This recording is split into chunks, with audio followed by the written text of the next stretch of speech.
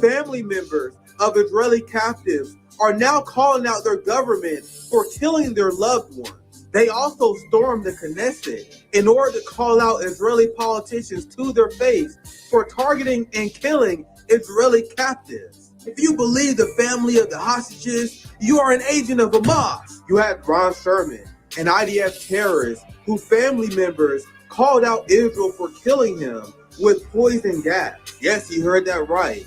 Israel are literally gassing Jews right now.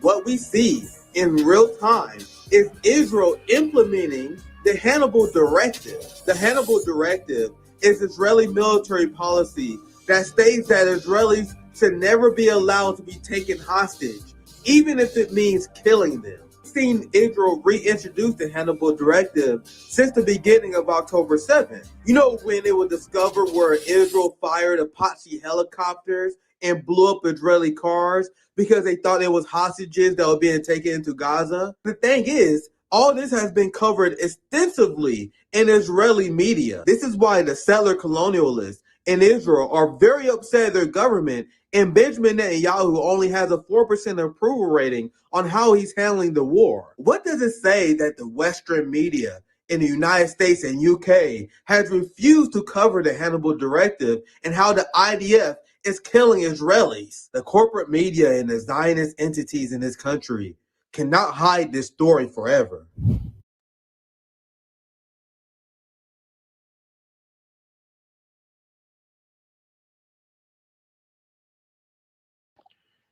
I find it funny how Democrats use Republicans as a gun to threaten you and to scare you back in line whenever their narrative isn't sticking. These people will come up with all type of hypotheticals to scare you with. But I'm here to tell you something, the truth. Our people have suffered and survived through worse. Our people have suffered and survived through presidents that actually own them. And if they can survive and strive, I believe we can also.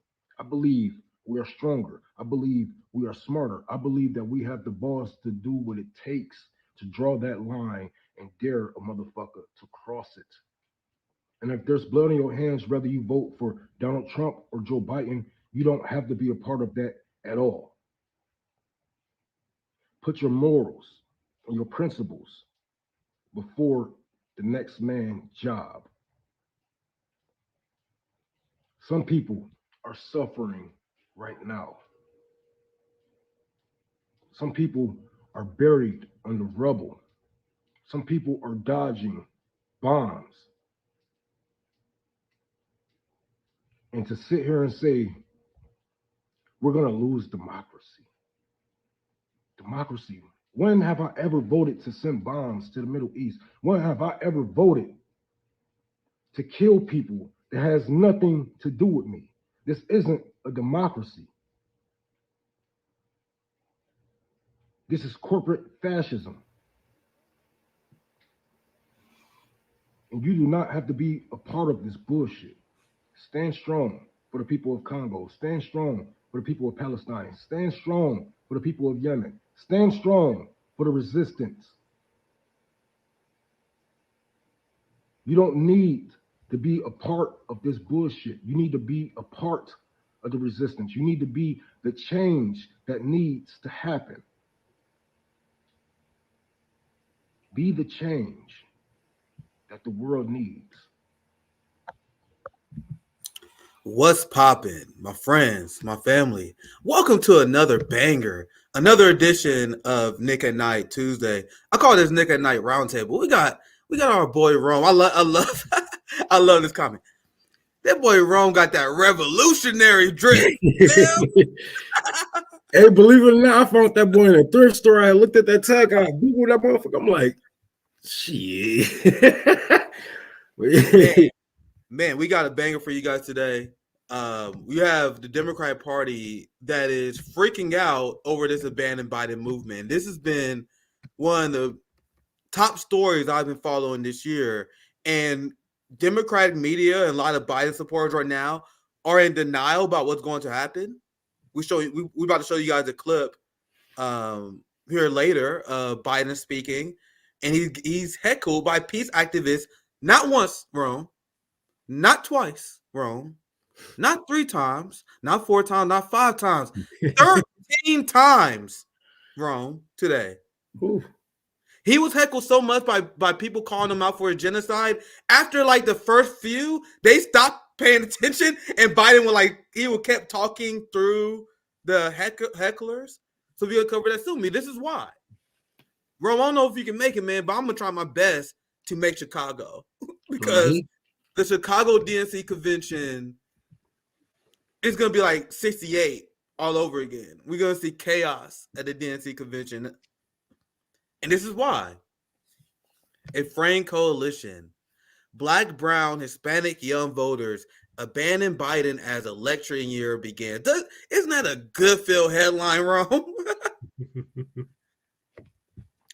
And because now I'm seeing this unity between Black America and Palestinians and Africans in the way I've never seen before. Yes. There's always been this historical connection between our peoples from the Fred Hampton Black Panthers days. But now we are united to the hip to destroy Jim Crow Joe. And I have a fantastic guest today because now we in the election year. We have the corporate media establishment that have been doing their best to avoid this story. They can't ignore it forever, because the numbers are only growing. I still think they're underestimating the amount that this movement is activating Muslim voters because Biden dehumanized them. So I'm going to play this clip. We played one clip yesterday on the Nick and CJ show with Misty and Nico House, where you had one of the older gentlemen speak on this. So now this is part 2 of the Face of Nation Abandoned Biden segment, where you hear from this younger woman here, and she explained the reason why she could never, ever vote for Joe Biden. And after she does so, liberals proceeded to have an absolute fucking meltdown. So let's play the clip, and I'll get your reaction, Rome. But let's play this clip. Saba, you said reproductive rights are a huge factor for you, but that you probably won't vote for President Biden. I think it would be hypocritical of me to use reproductive rights as a way to justify voting for Biden when Biden is aiding and sending military aid to Israel, which is airstriking Gaza and blocking humanitarian aid, leading to women there who are pregnant, either getting C-sections without anesthesia, not being able to be provided with prenatal. Saba. Boom! Headshot. Headshot. And I feel vindicated because I was like, man, I don't know if I went too far the other day. I literally said yesterday, wrong, before I even seen this clip. I was like, if liberal suburban white women think I'm going to vote for Genocide Joe so they can have abortions, they're out of their damn mind. When people being forced to have abortions, that's some selfish ass shit to even look at the world like that. Like, well, I'm about to get mine. I don't know about you, and I just blanked that whole part of the world out. Like that's evil at some point, you know. Especially if you know what's going on and you just like fuck it. That's evil. And that point is so devastating.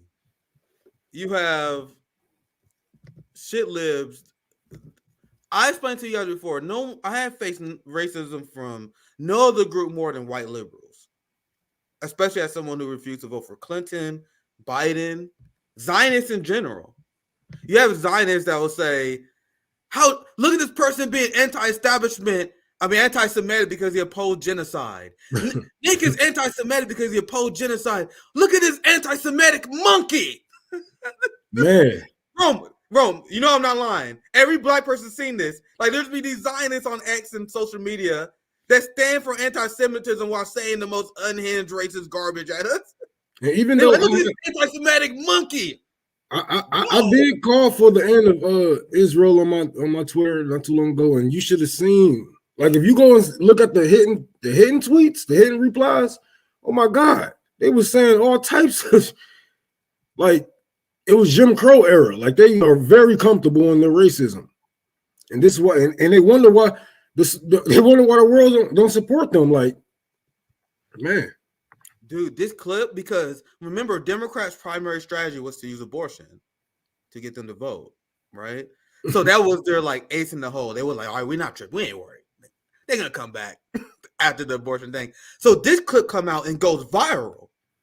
So now Democrats are really realizing their ace in the hole is not that strong. So you see the reactions. This is one of the people that reported on it. And you see, look, this is white liberals in a nutshell. you see what's under this? That is crazy. Yeah. I'm going to read it for people who haven't seen it, and I'm going to get your reaction, Rome.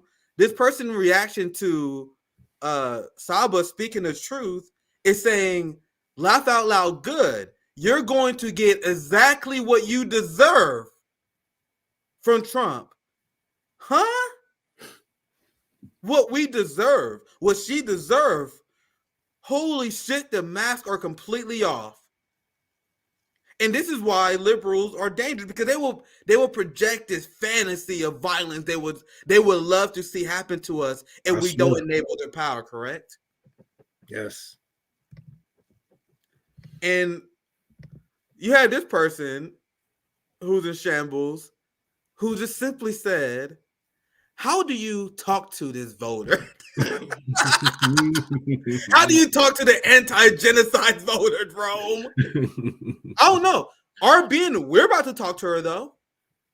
So I'm going to bring my guest in here, Saba. Oh, there we go. Let's go. We got Saba in the house, who just broke the mind of liberals all over the internet today. So I know. Liberals want to know how you talk to this voter. So we're about to talk to you. Welcome to RBN. Saba, thank you for taking the time to join us today. Thank you for having me. I'm really excited. I didn't really know what is going on. My phone's been like, ever since yesterday, I kid you not, every single second I'm getting a notification that my phone, it was fully charged last night when I woke up to it dead. I went from 9 followers to like 2,000 some. Wow. Yeah, that's and Saba's a warrior, fam. Yeah. Saba been clapping these people. These liberals been melting down and trying to like call her like a Republican agent, Trump enabler. And I've seen a few of them where you just ratio after ratio, destruction after destruction. But first, I want to ask you, like, explain to us how did that get set up, that CNN interview? And then I'm going to discuss the abandoned Biden movement, your thoughts overall. But how did that get started? So, okay, I'm going to say this and you're going to be like, how did this person get this? Like, so I was, I'm really active on my campus, like, you know, advocating and stuff like that. So I have a few community friends, and one of them texted me that morning saying, hey, I have somebody from CBS that wants like some to do a focus group. Do you want to be a part of it? And they're like, yeah. And then, so they sent me an email to contact. I didn't even contact the email. I think that everything in my life lined up for me to be there at that moment, because they ended up calling me that day and saying, hey, do you want to do it on Friday? I'm like, sure, yeah, I'd be happy to. An hour before, I texted them saying, I don't know if I'm going to make it or not. I had something, there was an issue with this movie screening we were having where we received a weird comment. And I wanted to like make sure everyone there is going to be safe and stuff. So I texted the Thassin, the other like gentleman that was in the video as well, the older man. And I said, I don't know if I'm going to make it. And he said, no way, you're going to be there. And I was like, I don't know. Like, and he's like, this is national. It could be big. You're going to be there. Yeah. So I went there and it was an hour and a half. And that's the only line they've said. They've put Jesus. That's the same thing that happened when I talked to CNN. Man, I wish I could see the whole clip of Saba, because I feel like they realized they fucked up. I even like in the beginning, I stated this, and the interviewer herself, like, I want to hear everything. Yeah. The interviewer herself, I don't think she liked a lot from what I said. She focused on the two ladies that were in the front because they were very like pro-Biden. And a lot of the questions that were directed towards me and Tassin were like, well, it's because you're a Muslim, right? Or you're a Palestinian. And I made it clear. I said, I'm not answering you as a Palestinian today. I will be answering you as an American, because every time I've spoken about Palestine, they've said to me they don't want to comment on foreign policy. So I said, I'm not commenting on foreign policy. And then I stated, I said, as an American, we've committed too many genocides throughout history. We were based on a genocide. Our entire country is built on a genocide and slavery. So the least that we can do is uphold the democracy and try our best to do it. And she gave me she's like, oh, wow, okay. And so it was blowing her mind. I really wish they kept that part, because I was just like, so a lot of the questions were just like, what would you do in this case? And I just like, that I kept stating my point and reaffirming. I kept saying, that's not how it is. I'm sorry, but I cannot I am going to be voting on the actual values, not the people claiming to have them. And they put me as a Democrat. I'm not going to lie to you. I could care less if they put anything like that. I am a person that is, I found out I don't really want to be affiliated with any parties, because don't lie on my name. Don't lie on my behalf. Don't lie on my name. And if you're going to put that title, uphold it, because just don't. And a lot of the things that people were saying, I kept coming back. I kept telling them. The Trump guy, he was saying something about the borders. He's like, you know what, the unsafety of the borders, a lot of illegal immigrants, they're just making us unsafe. And I kind of said, well, Sean, I've never woken up and thought, dang, I'm really feeling unsafe because of the illegal immigrants. But you know what makes me feel unsafe? Americans not having health care, not being able to have reproductive rights. The fact that there was a shooting at my school and we still don't have reformed gun control or anything like that. The president that we elected committing genocide, violating the Constitution, surpassing Congress. And you're going to talk to me about illegal immigrants? Excuse me, sir. And I said, if we're going to talk about illegal immigrants, at the end of the day, also, we all are residing on native land. Let's keep that in mind. Based.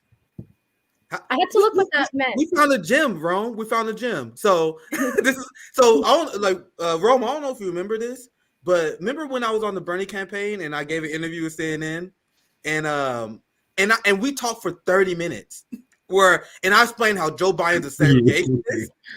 In the interview, the dude, I forgot the name of the CNN guy I was talking to, but he's a pretty well known guy.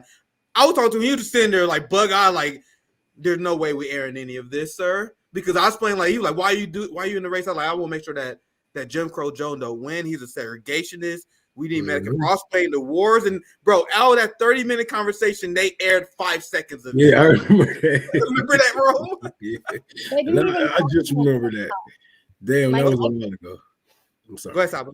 And then I'll pass you Rome after Saba. You can chime in after her, Rome. Go ahead. Oh, sorry. I said they didn't even post my clip on TikTok. I think it's because it went so viral on Twitter. They cut it off when they posted that same clip. Wow.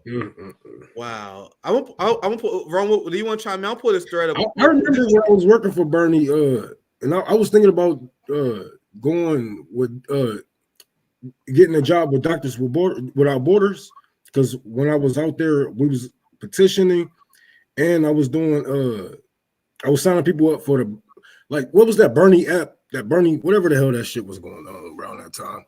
Yeah, so yeah, and we was in front of a McDonald's. I mean, no, that wasn't the McDonald's. That was the Walmart.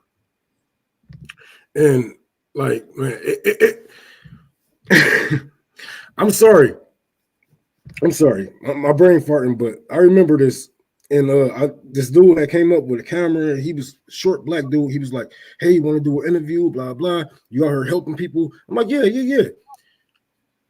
We do an interview, and I'm just shitting on Joe Biden the whole time.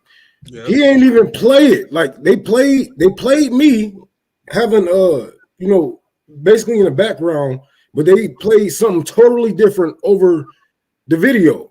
No, you heard nothing of what I said. And all the shit talking I was doing on Joe Biden, but that's what they do. They're going to control the narrative just as well as, we're going to do here.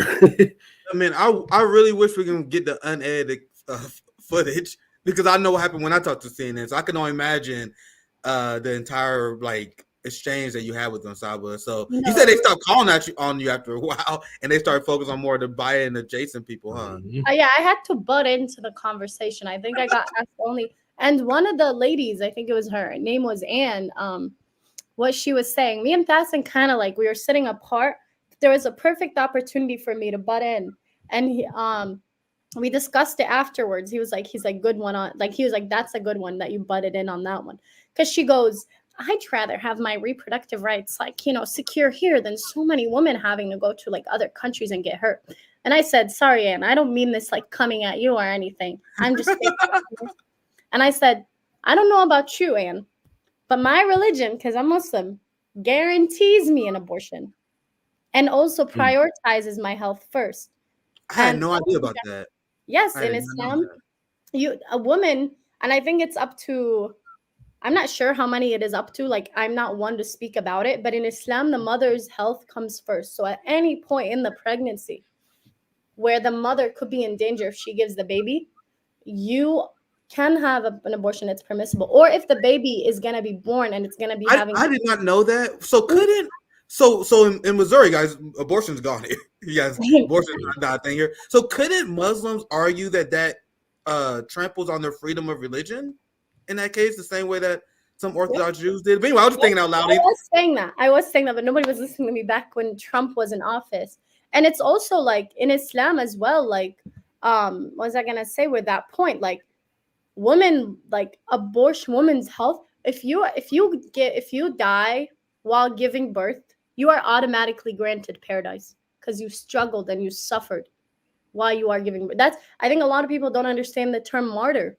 They think it's like if you go to jihad and then you fight. If you die while you are struggling, even natural disaster, if you drown, if you get struck by lightning, if you get hit, you still are a martyr because you died while suffering. And if you truly believe that, like, you're in if you truly believe in God at that point as a Muslim and you just had the best like intent, the day you will be granted paradise automatically. If you do give birth to a child, the mother like starts a new slate, like, you've given life, so as a reward your sins are wiped out, you're a new person. I don't think that people realize how feminist Islam is, and it guarantees women's rights. And I told Anne, I said, I don't know about you, Anne, in my country and in my religion, I am guaranteed my rights. It's people like you from your country that come in and take them away. Yes. That's a fantastic point. That's a great point. Yeah. And what's even weirder is seeing like the evangelical right Christians, the one they're responsible for the reason why there's no freedom to plan your family in Missouri. They then say that, we got to support the bombing of Gaza. Liberal women should support the bombing of Gaza because how they treat women. How do you react to that insane talking point? This is the idea of cultural imperialism that we call here, where people in America judge the culture of other countries. I don't even defend the culture because I don't know that much about it, because I don't even have to do that. I'm like, it's not our position to judge other countries. And if you care about women and children so much, you want them to have prosperous lives, how does bombing them fix that? Right. And I'm just going to ask, do people here get paid maternal leave? Because we do. Oh, absolutely not. See, absolutely not. I don't even need to go into the rights of it at all. Do you get paid? That's all we have to say. Okay, if you are, even for the pro-life argument, whatever like that, you're pro-life, sure. Do you get paid when you give birth? Do you? Oh, I do. Let's go. And it's a good, and also I actually can take my vacation earlier than while I'm pregnant. Those last few months, they're harder. No questions asked. I'll just be like, see ya, guys. I'm gonna go pop this baby out. Be back for my work. Yeah, people and have one thing I do appreciate is you being young and being exposed to these people, their true intentions, because they will have you believe that they care about you or your community, your country, or whatever. But as soon as you step out of line, look how they do us. Look how they do the black community. As soon as they, as soon as they see some black activists that's mad at their leaders or whatnot, they are quick to take Black Lives Matter out of their bio, or you try to use it against us to say, I march for you guys, you should, like, but I'm glad that you are being exposed to their true intentions. Thank you. I think a lot of people, what I've noticed from this Twitter thing, I've never used Twitter. I didn't even know what based meant or ratioed. I looked them up. What I realized is that people are like, the fact that the Republicans are using my argument for their advantage, the Democrats are, liberals, conservative, when at the end of the day, it's like, the fact that you choose these political parties are because of the morals, that your morals, and they align with that. The fact that your morals are not aligning with that political party and you're debating it on the internet, take that energy, call your representatives, demand change, because we're still months away from Biden and from November or anything like that. Don't blame me saying I brought Trump into office. You actually brought Trump into office. And it's like, it's the same argument those people tell me when I say, why don't you do something about Palestine? I'm just one person. What can I do? If you're mad I'm not voting, I'm just one person. What can I do? You know? Yeah. If you have that argument about me, like with voting and stuff, then I'm going to hold you that same standard when I ask, okay, fine, convince me, call the representatives, do your part, do your job. And it's like, your morals should not be labeled by a name. Your morals should be labeled with you. Like, I think that my argument is so simple that it sounds dumb at times and it sounds like I'm some optimist or something like that. But I'm thinking, like, I think the fact that the US government has done an exquisite job of making people feel entitled to other issues, that the fact they feel so entitled that it affects them, that they can comment on it like that much. When at the end of the day, everybody, reproductive rights should be a thing that is not even in the question, because reproduction is a necessary part of life. So that reproductive right is literally a cycle of us living. So get out of that, for one. Two, if you don't want an abortion, don't get one. Nobody is telling you that. You know what I mean? Let's put that money into foster care. And you see this, like, even in like more Muslim countries and stuff like that, you know, people like to use, well, you can't have abortions there and stuff like that. Well, also in our countries, you know, there is less need for an abortion because usually we have the resources and we have those steps that when somebody wants to get pregnant, it's usually in time when they want to have a baby. We don't, but also in issues that you might get an abortion for, those things are easily there and available, and nobody really talks about it. And that's like, why are you telling people your business? Like, you want to get that little, like, do you? America has done a great job of creating a problem out of everything that now, like, there's debate which water bottle brand you like, Dasani, Aquafina, like whatever they're called. Like, maybe stick just fighting over bullshit as they rob us, as they commit crimes. Yes. And I have my boy Q Anthony Mene in the background. Can't wait to bring him in. As I introduce, I want to read this tweet response you had, because this is the person that was like, "How do you talk to this person?" I love that person. I love them because without them, I wouldn't like have done. And I'm like, they're a UMich voter. I go to Michigan State, so womp womp. Yeah, I'm glad you're in Michigan, because people don't know. Like, I have lived in Hamtramck, you know, I have lived close to Dearborn, so I have been around, you know, Muslims, Arabs, you know, a lot of people from the Middle East that come from all over, all of my life, and it's hilarious, the threats that they these hypothetical threats that they send to me. Oh, well, Muslims would play soccer with your head. Well, why didn't they do that shit when I was 10 years old walking up the block? You know, because I have grown up around them my whole life. Like, it was a I forgot what they called it, church, but it was right there on my corner. So yes, if they have more than enough chances to do it, they have been nothing but helpful to us. You know, when we had went out, you know, they seen my mother going without. They helped my mother. You know, they helped my nephews a lot. You know, I had some beautiful neighbors. Out there in Hamtramck. So all these people saying these people will kill you, play with your head. They don't like black people. They don't like these people. No, they don't like you, motherfucker. Don't try to put that shit on me, because I ain't did shit to them. And it's like, if you think about it, like, America and the Western world, like, they're very, very racist, and they really want to make Arabs and also African Americans and black people look like they're the enemy. Why? Because let's date back all the way to history. Back. What two, like, areas have the most resources that have built this country? Africa and the Middle East, flourishing in resources up into this day. And the fact that right now in Congo and Sudan as well, there's genocides happening. A man lit himself on fire to get noticed. And these people in my comments saying, well, what about Trump?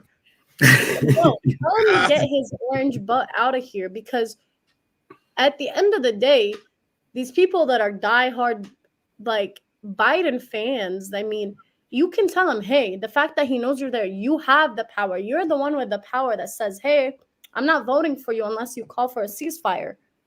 Guess what's going to happen? Biden's going to want to win the election. Also, I don't think Biden and Trump should even be on the ballots. I mean, they're so old.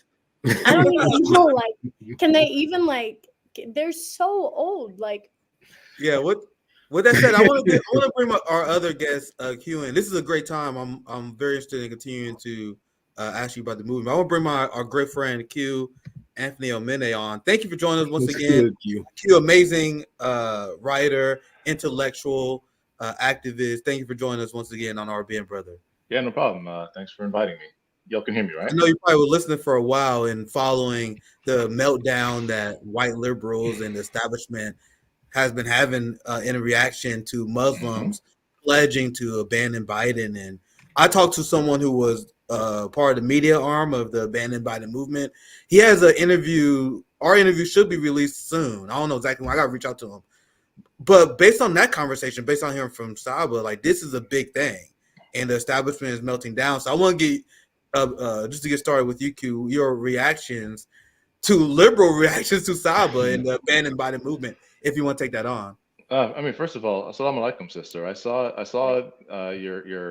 the interview, and I saw the liberal reactions to it, and I said, man, like, I don't think these people understand that there's a whole lot of Black Muslims out there.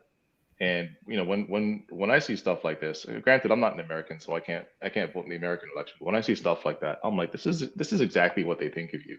You know, I remember, because I was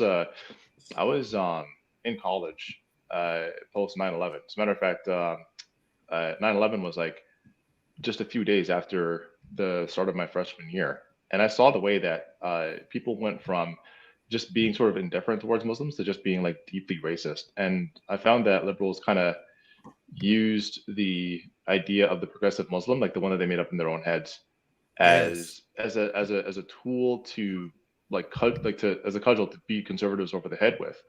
But when faced with what Muslims are actually like, not extremists and not necessarily progressive, not necessarily aligning with their own views, but being their own people, some being socially conservative and some not, they couldn't handle that. Right. So back then, like, LGBTQ organizations would advocate for invading Afghanistan to save women, to save LGBTQ people, etc. But really what they were doing was advocating for, the armed expansion of empire. And it was sick, like seeing the protests in the UK, the US, etc. And they're basically acting like, Muslim people that haven't seen the light of Western civilization are just a bunch of savages that have to be tamed, and they're doing this all over again now.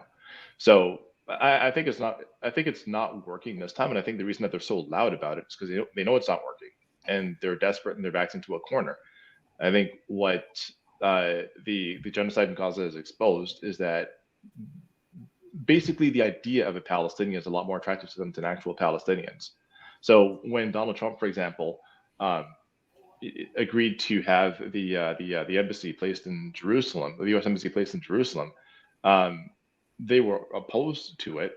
And when Middle Eastern countries essentially sold out Palestinians by signing on to it, they were opposed to it. But then when Joe Biden continues those policies, it's what else can he do? So like Donald Trump has unlimited power to do whatever he wants in the region, but Joe Biden's hands are suddenly tied. They say things like, "Oh, what's he supposed to do? Is he supposed to? Are you supposed to go around Congress or something? Is he? Yeah, exactly. Or is he supposed to? Is he supposed to like threaten Benjamin Netanyahu? Is he supposed to go over there and threaten him personally because he can't do anything? I mean, Israel is its own state. It's like, well, the United States, the weapons that the Israelis are using on Palestinians, they come from the United States. So the moment that he cuts off arms and the moment that he cuts off funds, then the state of Israel has no means by which to conduct their genocide. But they don't want to admit that, because in their minds, Palestinian people and Muslim people more broadly are just a chess piece. They're just a tool. They're not actual human beings. I think Saba want to chime in, and Rome, you can chime in, and then I want to show you guys Biden being booed and give you guys a reaction after that. But go ahead, Rome. I mean Saba, and then Rome. I was just gonna say, not to mention that we do fund them, and the fact that our police and the Israeli IDF also train together. Israel is it's just the America in the Middle East, because even arguably, if you want to say that Israelis are indigenous to the land, which I believe that Jewish people are indigenous to the land, yes, because there were Jewish people there, Arab Jews. And doesn't mean that it's just you are Arab, but you are Jewish, just like there's Christians. Jesus wasn't Arab, but that's not my point. And it's okay, if you do want to say, I think a more successful argument for Israel would have been not to alienate itself from the Middle Eastern world, speaking the language, taking the food, and saying, because after 80 years, if you're going to be speaking the language, kind of following with everything, taking the food, I don't think the Palestinians would have existed that much. I'm speaking as a Palestinian, because you would have pretty much taken over sneakily, strategically. But if you want to, every single country in the Middle East is speaking Arabic. And you want to say that the Mizrahi Jews did speak the language. That was the problem, right? And then Israel essentially, whether through incite or whether through coercion, i.e., well, if you come over here, then you will get parcels of land, we will fund you, or through sabotage and covert operations where they deliberately bombed and threatened people into leaving their countries. And this happened in Iraq, it happened in Egypt, Syria, Yemen, etc. I mean, they were essentially integrated with the broader Arabic world, but the Israeli project essentially sought to put a wedge between Mizrahi Jews and their neighbors. So it's not as if everybody was living in total harmony. I mean, every group, every ethnic minority within every country is going to have some sort of static or another. But the fact is, it looked nothing then like it does now, and the problem is that everybody seems to believe that the state of Arab-Jewish relations in the region has always been the way that it is now, that it's some sort of holy war lasting back to time immemorial, and that's just absolutely not true. It's only been that way for the past 100 years. Well said. Rome, Saba, anything you want to add? And I want to move on to the next segment, but anything else you guys want to add before I move on? I want to see these goddamn comments, because a lot of people thought she was a white woman, and then they got mad when they found out she wasn't a white woman. And I'm looking through it. I'm like, look at these dumb motherfuckers. I love it, man. I'm loving it. But well, hold on. They thought you were white with that accent? Okay. A lot of people don't hear the accent, but some people hear it. A lot of people, I don't know if it's Midwest. The thing is, I went to University of Windsor, so I used to live right next to Detroit, and I know that accent when I hear it. Mm-hmm. I was like, the only way that she would be white is if she was I don't know, Chaldean or something, but she's not Chaldean. Well, Chaldeans are. Well, actually, I'm not getting into that one. I'm sorry. If you've ever seen their attitude, they're white to me. I'm not. No comment. No comment. No comment. No comment. I want to, because Sab, I know you gotta get going here soon.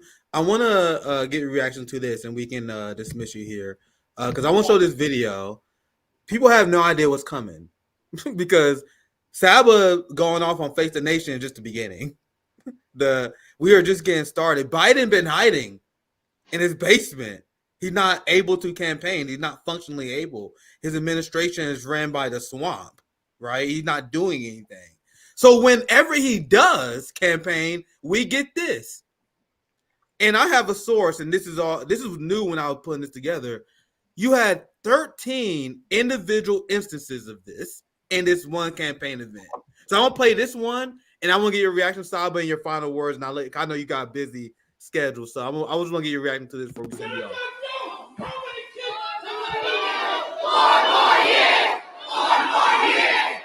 If you guys did not hear that because they quickly got rid of that motherfucker, listen to it again. He said, how many blood? Actually, let me just play it so I can get it right. He said, genocide. I didn't catch that the first time. He said, Genocide Joe, how many kids have to?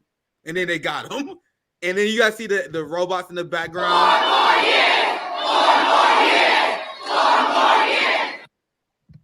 Probably one of the most disturbing stuff. But Saba, I'll give you last word before you gotta leave, and then me and Roman Q, we will continue a little bit longer. But Saba, any thoughts on this and final overall thoughts on the movement to abandon Biden?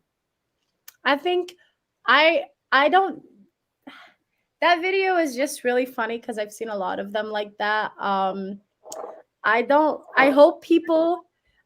Okay, before anybody gets more mad at me for putting Trump in office, as if I have them both in my back pocket. Let me tell you this. I'll make you a deal, guys. I'll talk to them.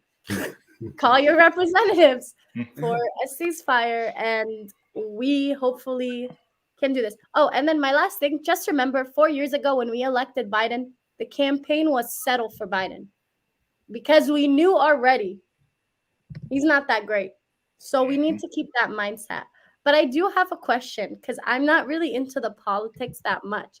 I didn't expect my little clip to do what it does. But do you guys think it will have like some little, like maybe a little bit of an impact on like kind of this? Like I didn't think it was gonna be. Already have it. I don't fully understand like kind of like the reason that it went viral in the first place is because the Biden boosters are deathly afraid of what looks to be an inevitability that if Donald Trump wins the nomination, he probably will clinch the election. Unfortunately, it was like 60% of Americans are against Biden's stance on Israel. And the fact that the levers of political power just don't seem to be responding to the average person when somebody looks at a father putting the body parts of what used to be his child into a grocery bag. And then Joe Biden saying, well, I mean, Israel has to deal with Hamas terrorists. People are looking at that and looking at what's coming out of his mouth and saying, I can't support this. So unfortunately, the reason that they're like this and the reason that they're so mad at you is because it is working. I hope they continue to be mad. It's really entertaining to me. So I'm shocked. And everybody follow her on Twitter. Everybody follow her. She should have way more than 2,000 followers now. Come on. You mentioned at the beginning of this that you never used Twitter before. No. And it's crazy because if you guys haven't seen, she's clapping these She never used Twitter and she's clapping all these liberals that's going after her. I don't got time to show you guys, but you can show a little bit. I want to see some of them because I think they're funny. Because I will wait because I didn't even know what the difference between a repost and a quote. I was just clicking buttons. I don't even know my password to log into my computer on it. Don't say that. Yeah, don't say that, sister. Get you a password manager. I know. I figured it out for any ops watching. But I was like, I think that at the end of the day, people are mad at me. And I said this in the interview, but they didn't put it. I asked her, I said, okay, you want me to vote so badly, but if I can't even trust the president and the Congress and all the government to make sure that he's not violating the Constitution, how do I trust that the Electoral College isn't going to be like, it's not up to me. It's the Electoral College, but I'll talk to the president again. We're buddies. I had a dream. Yeah, go ahead. So since Saba requested this, I wanted to show you guys some highlights of her just reacting, because this person who asked, how do you talk to this voter? This is her response. You guys see, this got 54,000 likes, 2.3 million views. You guys think I'm exaggerating how viral she fucking went, right? I'm proud. So she says, hello, this is me. I was speaking on the fact that I can't vote for someone who is not upholding the values he claimed to have. America has committed too many war crimes and genocides in the name of democracy, and we can't even uphold us. Shame on us. So you asked, I'm gonna show you just two. These are the first two that come up. I've seen quite a few where Saba, a rookie on X, Twitter, on a rookie year, destroying the field. Look at this. This is Eric Friedman. Eric says, based on your tweet, it sounds more like you view America as the problem and that you believe neither candidate will solve America's problem. You are just using Gaza for polarization purposes. So you like easy work. Oh yeah, I love a good clapback. So easy money. On campus, I introduced a bill to student government about Palestinian rights, beginning of October. 9 hours of debate, and I was on it. I was like me and like one other rep because we introduced it. This is easy work. Twitter has nothing on me. I'm not scared of these people. I think they're funny. I think you got leadership potential, Saba. Like if I would be dead honest, you got leadership potential. Like Thank you have, and I'm not saying that just to gas you up, because I think everyone has a role in this movement. Not everyone is a leader. Not everyone can do what you do. So I hope that inspires you in some sense to see what's going on. Because based on, I was not expecting this at all. Like, this has been a banger.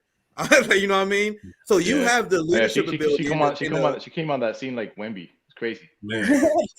But keep it going, because a lot of people, they get these viral moments and they don't know how to, keep pushing on these issues. Keep, what I'm saying? Now it's time to really uplift your voice. Now it's really time to get out here. Now you got eyes on you. You might have some contracts in the future. You never know. Check your emails. I'm trying my best to figure out my first tweet officially, but I think as guys are talking about their replies, my favorite reply that I've done was this guy that said that I look like a rat-faced commie. Oh, I saw that one. Let me pull it up. Okay. I saw that one. I'm like, yep, she's the next generation, fam. Let me pull that one up in particular. But this is the reply you said to him. You said, "I'm Palestinian. The only thing I am using Gaza for is exposing hypocrisy and truly showing us what resilience, strength, and most importantly, an unbelievable amount of courage and faith." You ratioed this guy by at least 7,000. He probably was wishing all kind of deaths on her, like, motherfucker. So does ratioed mean when I reply and I get better answers? Well, sorry, I forgot. You're not online like me. So ratio means how many likes you got compared to their likes. You see how this guy replied to you, he only got 400 likes. You got 7,000 likes in response to him, meaning you ratio them in a devastating fashion. Wait, let me respond to him and say ratioed. L plus ratio. Now, I'm gonna show this is the last time I'll get you out here. Cause I know you busy still. Yes. Where's the reply that I found where you was doing the rat face comment? Then what the hell? I just saw it not too long ago. But this is the moment I knew you was the moment. I'm trying to find it. This is the moment where I knew you was based. Because actually, I just look at her feed. Let me go on. I don't know why I can't find it because I replied. The wildest part is when they try to go after people's looks that they know are not bad looking. Like, right? I'm sorry, but yeah, it's like, come on now. And it'd be a faceless page at that. They don't even show their own goddamn face. Yeah. So here's the last one show, and then we get you out of here. Like, this is just another example of how mad liberals were. They just sending stuff like this. You're a rat-faced commie. So Bay Saba says, "Me training the workers to unite."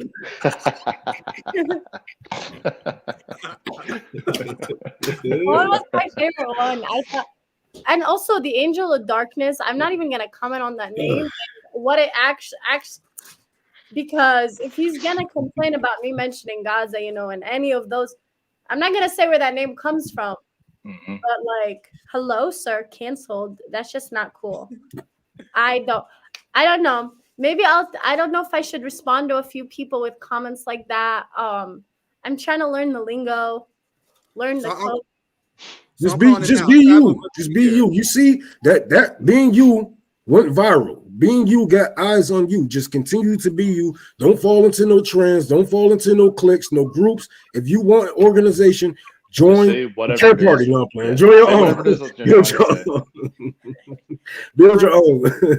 Yeah. The thing I've learned, Saba, before you go, I was going to say the thing that I've learned is that when it comes to people that are approaching you in good faith and people that are just genuinely curious and want to know more, just be kind and be patient. And when it comes to people that are approaching you in bad faith and that are just trying to tear you down, you have to be as cruel to them as possible. Just the worst thing that comes to mind to say, just let it out. If you guys don't know, Q is one of the best clapback people on Twitter. If you guys don't know, so I know Q is probably listening to this very amused because you don't want to fuck with Q on Twitter. If you guys don't know, he's the motherfucker. But go ahead, Saba. I know you want to chime in. Yeah. I was gonna say, I think my favorite thing is that if somebody says something really cruel to me, like, I find it like my response to it is that, how do I like make it seem like, well, actually, I don't get unbothered. Anyone that says anything to me, because at the end of the day, you're the one taking your time to come comment this, and you're like, oh, what be the meanest thing to say on Twitter today to a 21-year-old? And at the end of the day, it's like, what? I'm gonna read it and cry about it? No. But my favorite thing is to be like so like nonchalant and so like the rat thing. That's so funny to me, and I think it's hilarious. What they try to do is they try to overwhelm you. It's not about hurting your feelings now. Now it's a mental game. So I know you're new to Twitter. So now people have groups. I mean DM groups, and they would send everybody at you. They would mass report you, whatever it may be. So it's more of a mental game nowadays. So the insults, they're gonna come, but they're going to try to overwhelm you overall. So don't be afraid of that mute block button. That's going to probably be your best friend in a good minute. So especially when people start to vote and they see that their Daddy Biden is losing. Oh no, Genocide Joe. Saba, anything else you want to add? I know you said earlier you had to get out early for student. Yeah. I don't want to keep you late. I want to make sure you stay on your studies. So any last words? Once again, this has been a very fun conversation. We're in the prehistoric stages of planning a Palestinian summit. You guys know we had the General Strike Summit, anti-war summit. So the Palestinian summit we plan later this year is going to be huge. So I'm going to extend the invitation to you right now. I would love to have you on. We have a lot of Palestinian activists, organizers, speakers.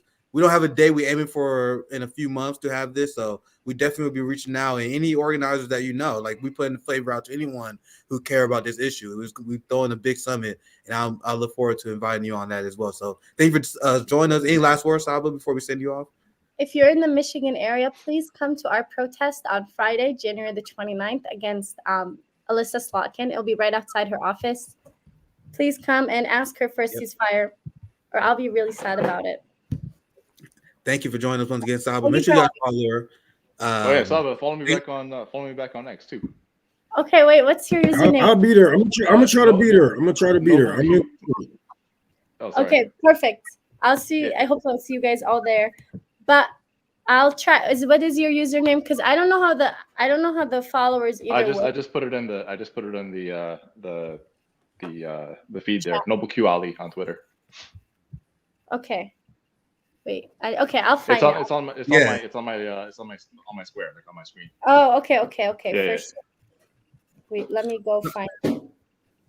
Yes, I'll make sure you follow us back. We're gonna definitely be following the activism you do. I'm gonna pop you in the back, and I have 2 shorter segments. I want to keep these Nick and Nice at absolute most 90 minutes. So I'm gonna do 2 short segments. Hopefully, let's see how much we get into. We covered Biden being booed. I'm gonna play it again. I'm gonna play the whole clip. We only play 9 seconds, and this is literally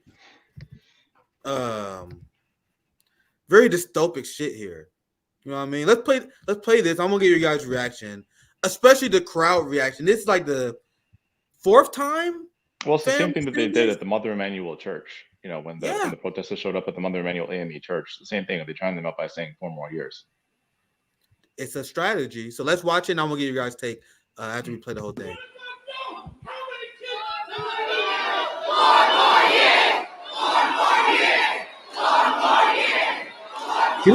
Hold on, bro, because I just can't. That is, it blows my mind because you can see kids getting blown the fuck up, bro, and you want 4 more years of that. Mm-hmm. Like we are seeing kids. How long have the war between Ukraine and Russia been going on? They have since 2022.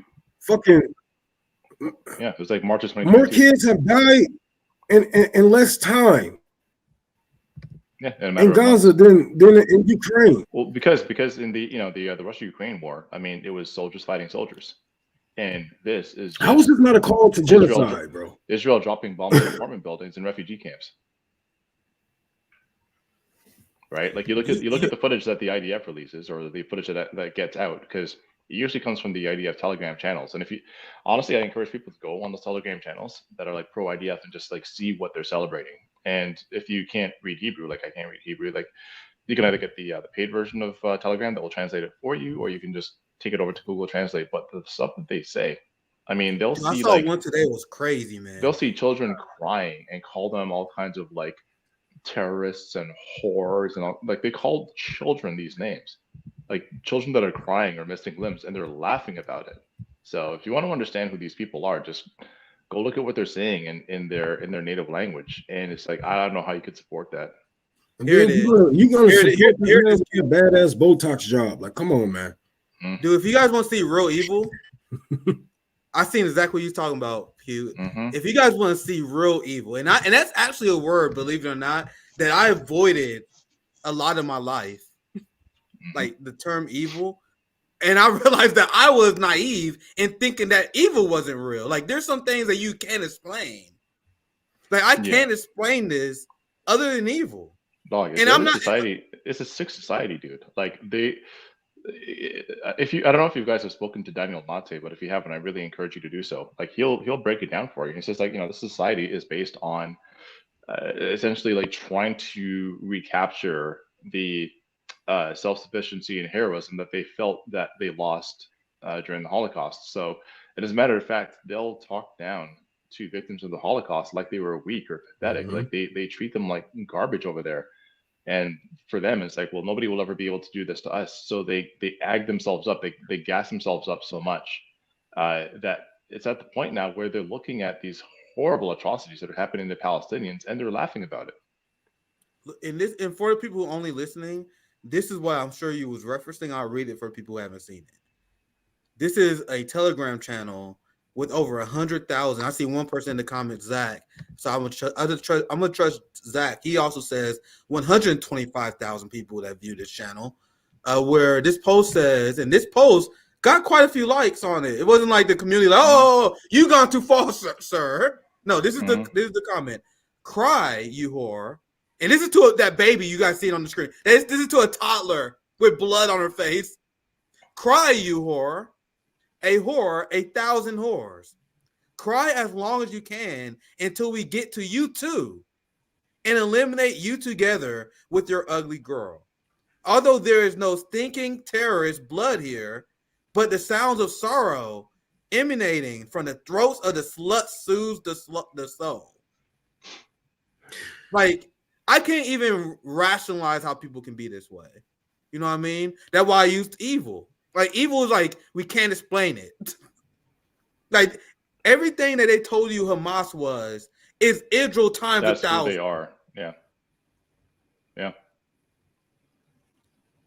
Can I even say that? Or you listen to if you listen to some of the older IDF soldiers that participated in the Nakba, participated in the Saba and Shatila massacre and other ethnic cleansing campaigns, and they're proud of what they did. They'll speak very gladly and cheerfully about the Palestinian women that they raped, about the men that they rounded up and shot, about the people they tortured. They seem to really love this stuff, and there's no social repercussions for it whatsoever. There's I don't know if you guys have seen probably like Itamar Ben-Gvir getting interviewed quite a bit recently, and Itamar Ben-Gvir has, like he had a poster of Baruch Goldstein on his wall. A guy himself who just went into a mosque and shot people. Like, this is what they're like. They are absolutely atrocious and horrid people. And I don't know if you've seen like a lot of my Jewish friends on Twitter are like very, very, very anti-Zionist. And one of them talks about like when he would go backpacking in South America, he would see like posters that he would see like cards on the front of hostels, and in places like Peru, Colombia, etc., they'll say that they won't accept Israeli tourists, that if you have an Israeli passport, you're not welcome there, because they're such assholes. It's gonna get worse too because of the ICJ and how the world turning against Israel. No, this isn't because of October 7th. I mean, like, this has been like this for years. These hostels would not accept Israeli tourists because they just couldn't stand them. Yeah, it's gonna get worse. And I'm gonna say this. Hopefully, I don't get in trouble on YouTube for saying this. But if I met this person that wrote this, I would snap their neck. It's green light. It's green light. I'm sorry. I would snap their neck. I'm not Batman, fam. Yeah. I'm not Batman. You guys know how Batman has that no killing rule. Whoever wrote this is a threat to humanity. I've been trying to think about what the fuck to say for the last minute now, bro. Whoever wrote this need to be taken out. That's just that's how I view life. If I seen them, I view this person as a threat to my niece. I view them a threat to all my younger cousins. This person is a threat to humanity. You guys know I'm not a pacifist. Yeah. I'm not. I am not Batman. This person need to have their neck snapped. The rear naked choke Q. I know Q know Muay Thai and shit. I think all Israelis need to be. I'm holding that shit on this guy. I think all of them need to be pushed back to Israel since they love it so much. We have hundreds of thousands. They saying millions of them is getting ready to leave. Okay. Well, it's a lot of crossover though, because I mean, you saw that Columbia campus. Yeah, I was just about to mention that, like they coming over here on campus, and assaulting us. Right. Imagine a foreign country coming over here and using chemical weapons on our citizens. Like I'm not the biggest patriot, but I give a fuck about a nigga, right? But you got people from a foreign country that's in a military, army, whatever the fuck their ranks were, and they're using chemical weapons against our people. And CNN said nothing, MSNBC said nothing, Fox News saying nothing. What the fuck is going on here? Dog, look at it this way: foreign military operatives coming over to America to use violence and chemical weapons on Americans exercising their right to free speech. Does that not sound like a fucking John Milius movie? Does that not sound like some Red Dawn shit? You know what I mean? Like, during the Bush years, that would be free eats. You know, they'd be chasing these guys through the streets, and then because they happen to be from Israel and they're doing this against pro-Palestinian students, it just goes unmentioned. Like they're just allowed to do that. Not only that, we have the little boy that has been stabbed, the kids that have been shot because they are Palestinians, because they are of Muslim faith. We have the hate crimes are about to go up, and like I told people, and I said on Twitter, and everybody think, oh, you're trying to cite a race war. Like, no, you motherfuckers trying to cite a goddamn race war, not me. Yeah. If you're black, you're brown, I don't give a fuck where you come from. If you in America, get a damn gun and learn how to shoot, because it's gonna go down. This summer it's gonna be hot, and if I don't mean from no rays, no, it's gonna be hot. The fucking hate crimes are gonna go up. People are gonna be moving around more freely, and they're gonna be hurting and plotting. You think they're not plotting right now? You think they're not looking at those mosques? You think they're not looking at these people? Fuck yes. Get a gun, learn how to shoot, learn how to protect your people. If you don't want to shoot, well, you better learn how to fucking fight, and you better fight to the end. Because y'all, I'm telling you, you Americans have it so good.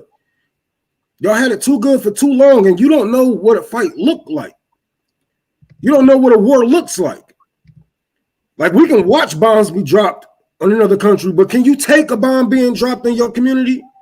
Dude, I saw somebody say the other day to a pro-Palestinian that words drop harder than bombs. It was a black dude too, like one of those black pro-democrat people. I was like, nigga, do you know what you're talking about? do you have any idea what a bomb does to a human being? Words, like it sounds nice to say coming out of your mouth, but dog, put you like in the Sudan somewhere, put you in the Central African Republic, put you in Gaza, and you try to come back and tell me words drop harder than bombs. No, bombs drop harder than bombs. The fuck out of here. Yeah, well said. This is what I was mentioning earlier at this event. And by the way, actually, now thinking about it, we only got like 10 seconds into this. So let's play this one more time, and then I'm gonna show you guys how this wasn't only a one-time thing. Oh no, they staggered it, yeah.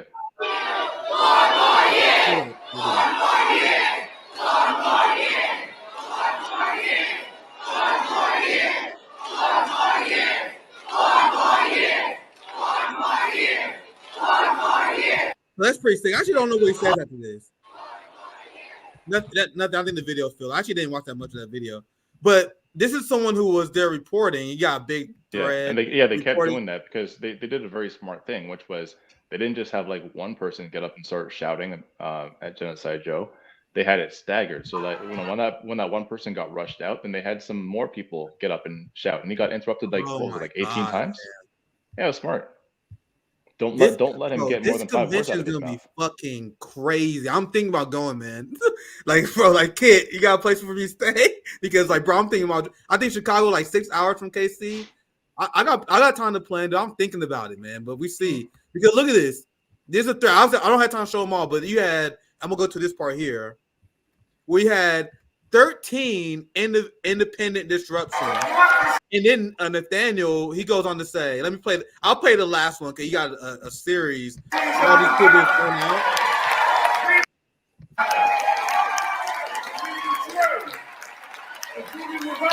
Like, imagine how psychotic. You gotta see them people screaming in the background, and we know they're paid. We know they're probably agents, but they still human. When people say they're DNC bots, they're like, "Oh, don't worry about their DNC plans." That's still a person That's still a that human decides being. to do that. Yeah. They're cheering peace activists being kicked out, and and this is what imagine what these people would have said during the Trump or the Bush years. Yep. You had you want to know what gets me, dog? They keep saying, "Do you think Trump is going to be better in Palestine?" No. But are you going to give a fuck about Palestine when Trump is in office, or are you going to agree with Trump? Here's the funny thing about that. When they say that, think that Trump's going to be better in Palestine, the funny thing is possibly marginally, right? Donald Trump, and I'm not saying that because I'm a pro-Trump person. I'm not saying that because I think that Donald Trump has a higher capacity for emotion. So Donald Trump operates on what is the best deal possible. If he sees that this is actually losing in PR, he'll put a stop to it, right? And he's already got sore feelings about the fact that Benjamin Netanyahu basically like horse fucked him in the last election, abandoned him, and he has that very deep sense of like personal animosity. So I know he's carrying that into this election year. That Netanyahu abandoned him, and now he's got no ties whatsoever. Unless it's a good deal for him, he's not going to be as supportive of the state of Israel as he was last time around. Yeah, and Trump ain't got the stomach for too much war. He ain't no politician for real. No, he's not a neocon. He's not a true believer. He doesn't really believe in any of this stuff. He believes in whatever's the best deal possible for him. Mm-hmm. But even if he's not, the whole point is you're supposed to be better than that. It's not a question of whether you think Donald Trump is supposed to be better or is going to be better on the Palestine issue. The problem is you are supposed to be better on that issue and you're not. And if you're going to essentially not just stand by while a genocide is happening, but actively fund and actively arm the people who are committing genocide, then no, you shouldn't be in office. Sorry. Yeah. And how is this even a consideration? How is it even close? It's not. But wait a second, we have maybe 20 minutes left. So I want to cover some fun news, some more lighthearted, uplifting news, because obviously I know where you're going with this. I know exactly. Let's have some fun to end the story. That Fallout 3 ass critical hit shit. Yeah. So I remember I used to play Call of Duty back in the day. I don't know. I don't play Call of Duty anymore. Like, I think the last Call of Duty I played was Modern Warfare, the original one. And if you don't play video games, like, this game was fun because they will give you different like bonuses based on how many kills you get. Yeah. Like if you get like a 3 kill streak, you get like a radar. 4 kills, you get like counter radar. UAVs off of this. Yeah. Yes. I see. You see where I'm going. I think if you get like 12 kills, you get an AC-130. You know what I mean? 15 kills, you get the nuke. Yeah, 15. I got the nuke one time. Believe it or not, one time, bro. I was good. I was in college during Modern Warfare. This guy that I roomed with, he played cricket. This white boy was giant, bro. He was a corn-fed Nebraska dude, 6'5", 265 pounds. Like, he was like one of the top recruits in cricket, and this motherfucker was cold and called like one of the top people in the nation. He used to go to the Call of Duty competitions. I used to play with them. He used to get the nuke all the time. It was wild. Anyway, the point is, this guy got the nuke. This guy he got 2 AC-130s. Whoever in Hamas that did this, I need their KD ratio. I hope they got the footage. I hope they got the footage. We can't play the footage. We do find it, but I definitely will watch it. I definitely watch it. I seen the footage of the IDF people being pinned down. So, yeah. And I greatly enjoyed that because remember, we had the Palestinian Community Network on our show, and they taught me something important that I admit I didn't do enough. When they said, if you support Palestinian resistance, you support their victories. And when she said, I was like, what? Yeah, 100% right. Obviously, I wasn't condemning Hamas, but you celebrate the victories of resistance fighters. But Q, I think you want to chime in. Feel free, brother. Feel free. No. I was going to say the same thing. Like, a lot of people are still doing this weird thing where they say, well, I condemn Hamas. It's like, no, I hope they win. I hope every single battle they take part in, I hope they win.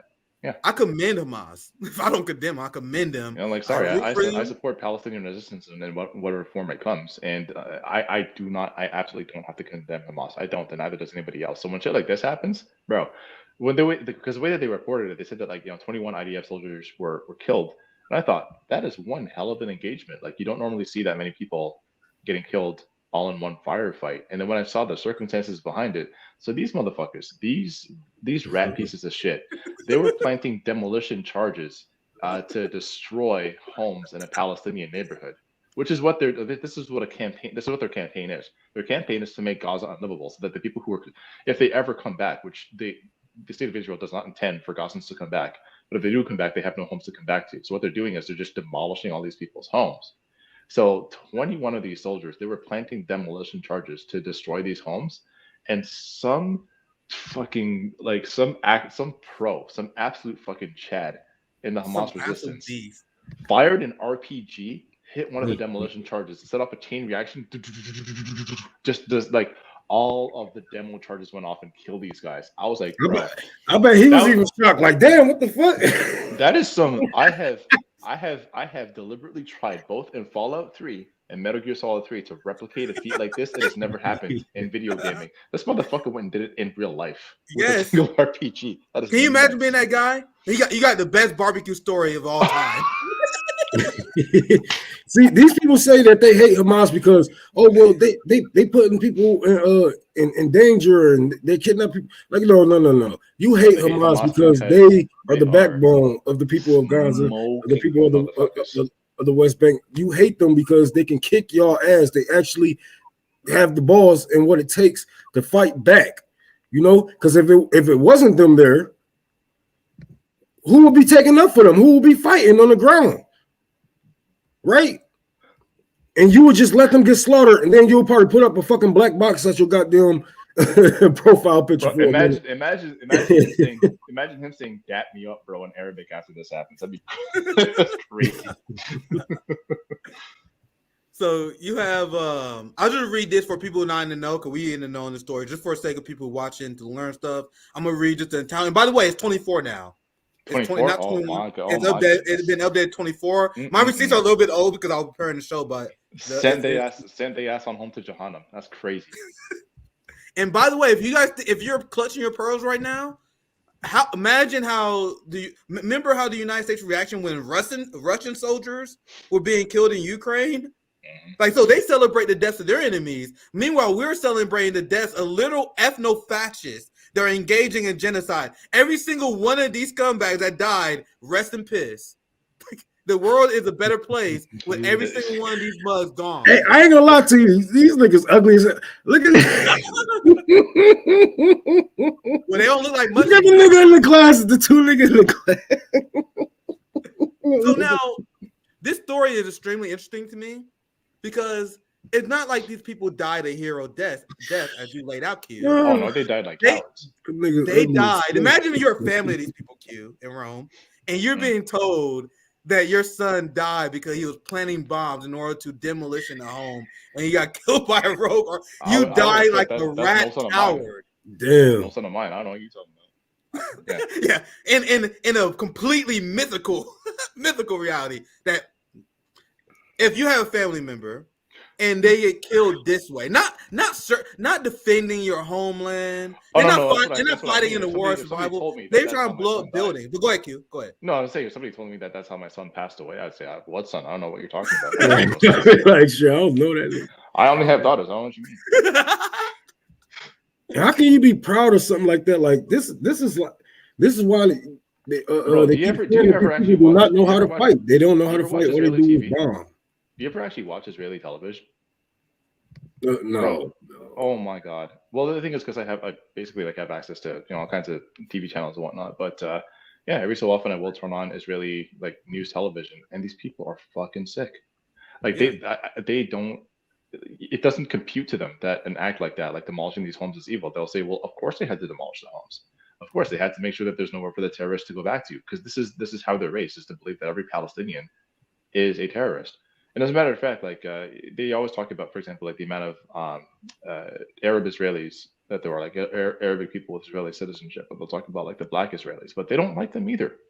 Like there have been black Israelis that talk about why they're Zionists, and then some Zionists will turn around and say to them, "Well, you should go home too." Like these people are, bro. It's like they're They do the same shit to the Indians. The Indian yeah, people they're taking it for it, like, glazing these niggas all the time, and then they turn around and say, "Well, we don't want you here either." It's kind of nuts. So what did I tell you guys at the very beginning of this damn conflict? I told you guys that the IDF is about to get their ass beat. I said at the very beginning. I told you guys that Israel and the United States do not win wars. They just kill people. They just slaughter civilians.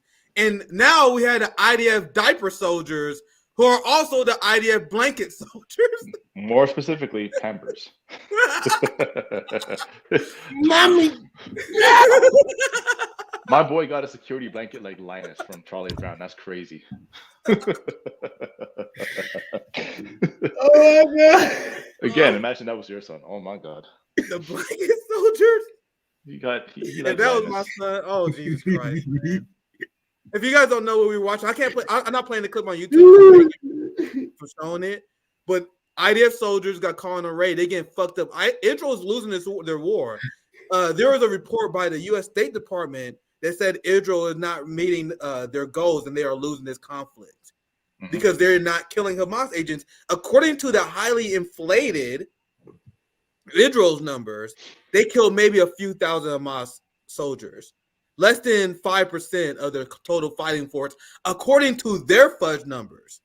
So now think about it. If you guys think they were successful in their military operation, so Israel displaced 2 million Palestinians, killed 25,000 Palestinians, probably way more under the rubble, only to get rid of a few thousand Hamas. You know how many more Hamas soldiers they created?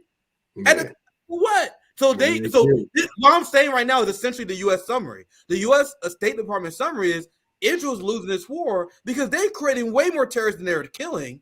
You had IDF people getting killed, Israel losing global support.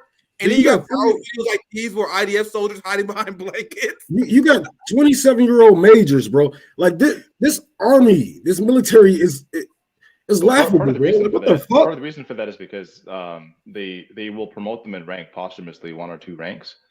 So if they weren't, I mean, they usually will announce their rank after they've been posthumously promoted. But regardless, like, you know, it's like 23, 24-year-old sergeant majors and majors, etc. But to me, it doesn't really matter. I think at this point, I mean, based on when this conflict first started, and we, you know, the last time that I was on, compared to where we are now, the amount of support that's been peeled off of the Zionist cause it's never been like this in my entire lifetime. Like, I don't know how old you guys are, but I was born in the 80s. And when I'm playing. Yeah.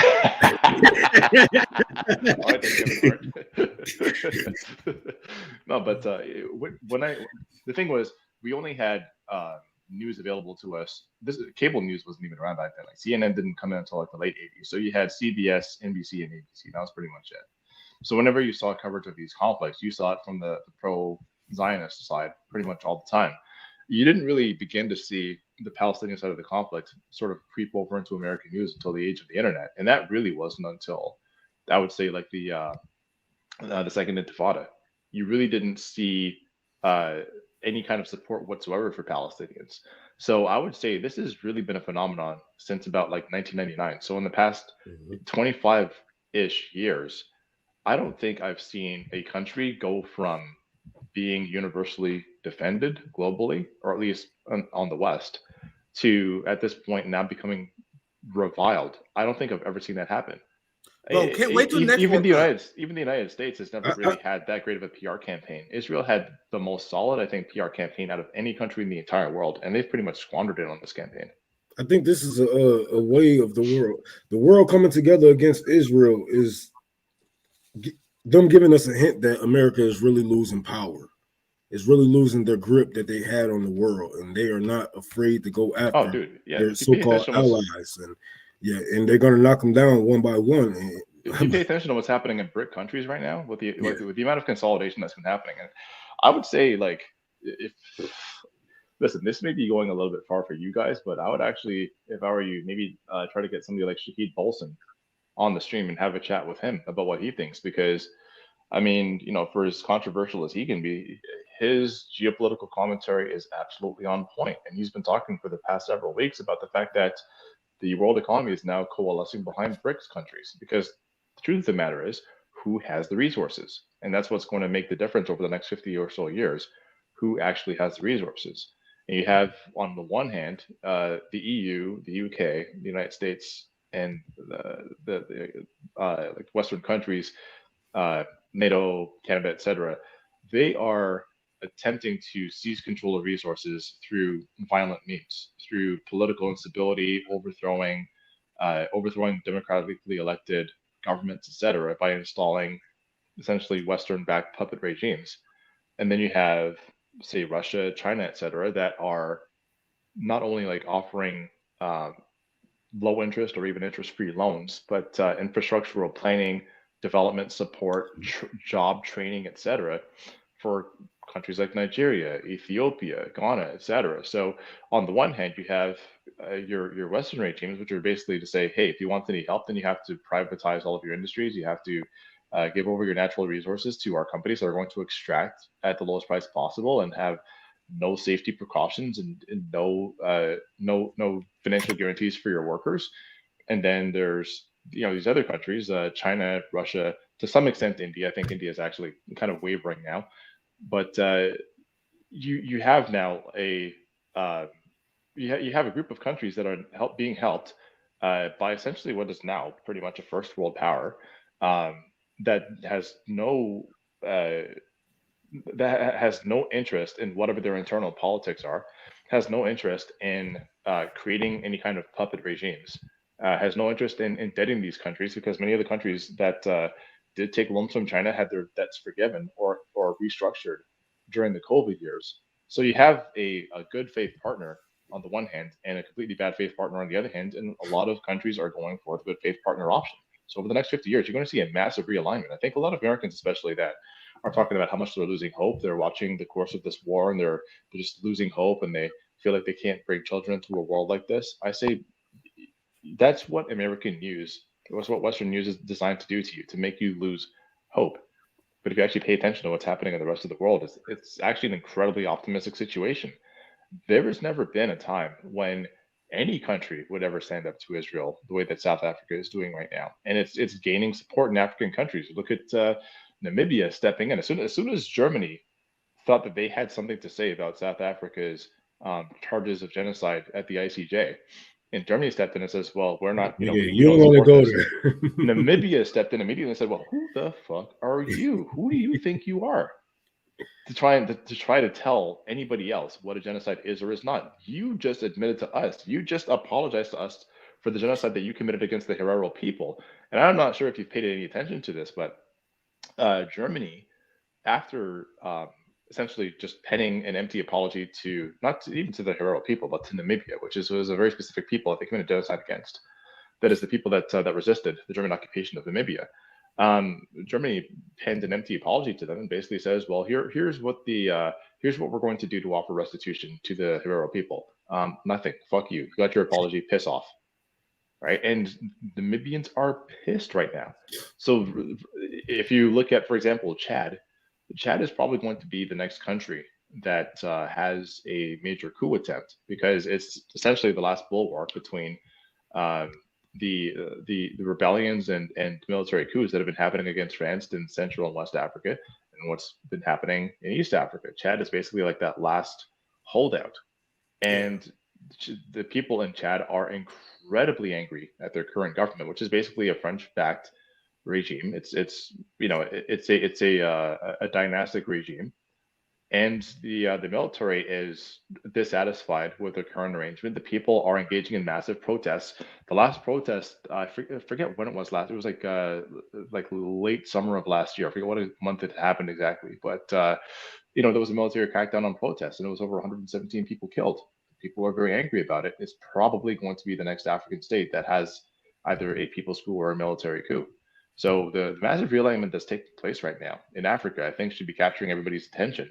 And many of these countries have a significant Muslim population. Many of these countries are, I mean, just about all of these countries are Black people, they're people of color, etc. And they've basically said they're fed up. They've absolutely had it. They're going to realign themselves into a new economic bloc. I don't believe that, it's going to cause America to fall, but it is going to have to, Americans and the EU and the UK are going to have to drastically rethink what their priorities are and what their approach is to these countries in the global south, because they're stronger together than they are apart. And right now they're all banding together. Oh yeah, and they're not going to be able to stop BRICS.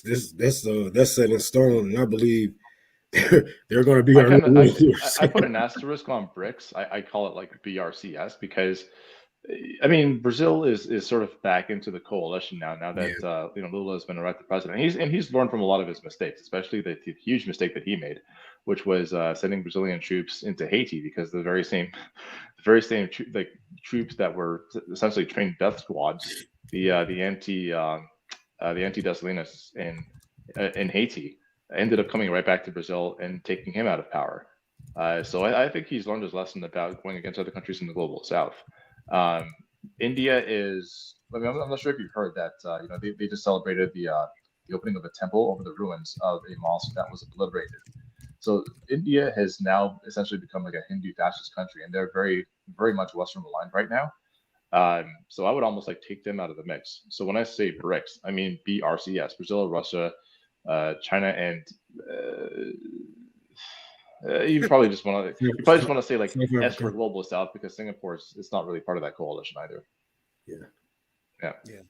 I'm a revolutionary. I just love that we're showing these motherfuckers that they outnumbered. That's the main thing. All these protests, hundreds of thousands of people throughout the world, all over the world. I love that these Zionists, because if you was to go online and you was just like, say if you was new on Twitter, you would think that these people had all the support in the world. You would think every country supports Zionism, but it is further from the truth. And I love that people are showing support in person, and showing these people that you are outnumbered and we would not tolerate this. Well, the other thing too that I'm not sure what people think of the ICJ process that's taking place right now, but a lot of people I've seen. I'm actually curious to hear what you think about it, actually. Well, I've seen a lot of people talk about it in terms of, they're trying to figure out, or they're deciding on whether or not a genocide is taking place, and that's not what the case is. So the ICJ would take years to figure out whether a genocide has actually happened. And the bar for declaring a genocide is actually very, very high.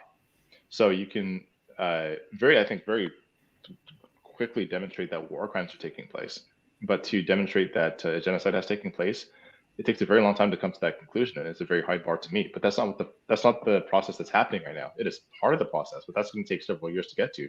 What's happening right now is, and this was a set of measures that was put in place after the Rwanda genocide, because if it takes this long to figure out whether genocide is taking place, then by the time you come to that conclusion, the genocide has already happened. The people have already been scattered, possibly exterminated. So what they do is to find out whether there is cause to place provisional measures. Now, the provisional measures, or to come to the conclusion as to whether provisional measures have to be taken, that only takes a matter of weeks. So they're not trying to come to the conclusion as to whether a genocide has happened. They're trying to come to the conclusion whether there is cause to believe a genocide may be taking place. It's very careful and deliberate language. So and I've had conversations with international law professors about this, just to make sure that I understand exactly what the process is taking place, because I'm not a lawyer myself. I've got a background in political science and history, but I'm not a lawyer. And what I've gotten from that is that the provisional measures would include things such as the state, for example, that is possibly carrying out the genocide, they have to institute a ceasefire immediately. They have to allow for humanitarian aid to come into the region where the genocide is possibly taking place. They have to allow third-party observers and investigators to do their job. So, for example, Israel blocking human rights investigators from the UN, from Human Rights Watch, etc., from figuring out what exactly happened on October 7th to determine whether people were killed by Hamas, whether people were raped by Hamas, etc. They've been blocking that investigation. Well, they have to allow the investigation. Anybody that actually stands in the way of that investigation taking place can technically be arrested and sent to The Hague for trial. They have to document their own activities. So any history of like orders, paperwork, anything where there is a deliberate chain of command, starting from, let's say, from the government or from higher military command down to soldiers on the ground, that shows that there was a deliberate intent to cause mass harm to a group of people. Those have to be kept and documented. Anybody who continues to fund these war crimes. So, for example, anybody in the Israeli government that is signing off on paperwork to, let's say, deliver more bombs to the IDF, well, they can actually be arrested. But even further than that, and this is the important part that I think a lot of people missed. Members of not just other governments, but in the private sector in other countries can also like follow along that chain of crimes taking place. So, for example, if some German minister was signing off on, let's say, low interest loans to Israel for the purpose of them arming themselves more and dropping more bombs, well, they can be arrested. Companies that are sending military arms over to Israel, if they've managed to get past like the base Yemenis, well, anybody who's signing off on that from the U.S. Department of Defense, like they can be arrested. Dude, That's shit about to get real, man. Like we about to see how real international law is. Well, here's the thing. Yeah. Well, I mean, there's international law is sort of like a paper tiger. Yeah, we know. We already know that, but we about to be next. exposed. But go ahead. But here's the thing. Here's the interesting part about that. So it's not as if like the ICJ is going to send like Interpol agents to the United States to arrest anybody that has fallen along this chain of war crimes that has happened. But if you have signed off on something, like if you can be implicated in the chain of causality in these war crimes, and you travel to another country that is a member of the ICJ, they can arrest you. But hang on, it's not as if their parliament or Congress or anything, like their Congress does not have to get together and sign a bill that says you should be arrested. No, any prosecutor from that country, any prosecutor whatsoever, if they say, no, we actually have to stand by what we believe in, this person has committed a war crime, they are on the list, the ICJ has them on a list as somebody who has potentially committed a war crime and needs to be brought in for trial. Any prosecutor from any of those ICJ member countries can file a warrant for their arrest. So, for example, if this German, say, minister or even bureaucrat travels to like Portugal or travels to Spain, travels to Italy or wherever, and a prosecutor has put out a warrant for them, they can be stopped at the airport and diverted to The Hague. So the issue is what may cause Israel to lose a lot of support is these countries. Now, at the individual level, many of the people along that chain of crimes have something to lose. And they'll say, you know what, I don't want the trouble. I don't want to touch this. Screw this. I'm going to back off of this until this conflict is over. Maybe we can talk about resuming relations afterwards, but I'm not touching this. I'm not going to put myself at risk. So what will happen is that if there are the provisional measures that are put in place, then you'll see support to become peeled off from either of these ICJ member states, because they, like the individuals, don't want to place themselves in harm's way of possibly facing a war crimes trial. Whether or not they're actually going to make it through innocent or be acquitted, nobody wants that on their resume, of course. So they can end up losing potentially quite a bit of support in the EU. We know that I think it's Indonesia. We know that Indonesia's ICC probe into the occupation of Palestine is not binding. Mm-hmm. We know that. But I think this has been a coordinated strategy to take down Israel down has been brilliant. I would love to hear your thoughts on this, because obviously they sent South Africa out first. They're the country that famous for fighting apartheid. You go out first, lay out the legal strategy, the binding shit. And then the other countries come in with non-binding educational, because that's what they said. This, the Indonesia Slovenia thing was all about education, raising whatever, because it's non-binding. So they do this all at once to solidify and really put pressure on the ICJ and international rule of law. I'll pass right back to you. Well, there's a reason that because the ICC is at the state level and the ICJ is almost more so at the individual level, right? So the ICC is the body that will essentially like that has jurisdiction over countries, and the ICJ has jurisdiction over individuals. So the ICC case could only ever be non-binding, and the amount of time that it would actually take to come to conclusion to the ICC. Again, by the time this is actually decided, the genocide would have already taken place. I'm not a really big fan of not a big fan of like symbolic measures. I'm a fan of concrete measures. So I think the fact that there is a case before the ICC is great, but I think people ought to be paying a lot more attention to the ICJ case that's happening, because the issue is, if they don't come to the conclusion that there is any possibility to believe that a genocide is taking place, and that is a possibility. I mean, the judges could be corrupt. Yeah. They could have been threatened. They could be paid off. Any number of reasons why they would come to that conclusion. But if that happens, then no country in the global south has any reason to trust in any of these international bodies at all anymore, for any reason whatsoever. They could just say, you know what, screw it, we're out. This coalition dealing with the West, forget it, because you can just do whatever you want, and if we say anything about it, we're going to be invaded or overthrown. So I think that this has the potential to cause a huge schism, either way that the decision lands. Yeah, and I'm not calling for World War III or anything, but we see that, you know, Israel has to be stopped by force. Their leaders said themselves that these courts won't stop them out of their own mouths. So if the courts and the law can't stop you, then you have to be stopped by force. And I don't believe in ethnic cleansing, but the people from the UK got it.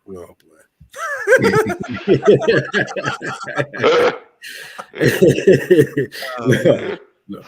Always great to have our boy Q on. We're gonna wrap up tonight. I don't want to keep the Nick at Night. I don't want to turn them into a marathon.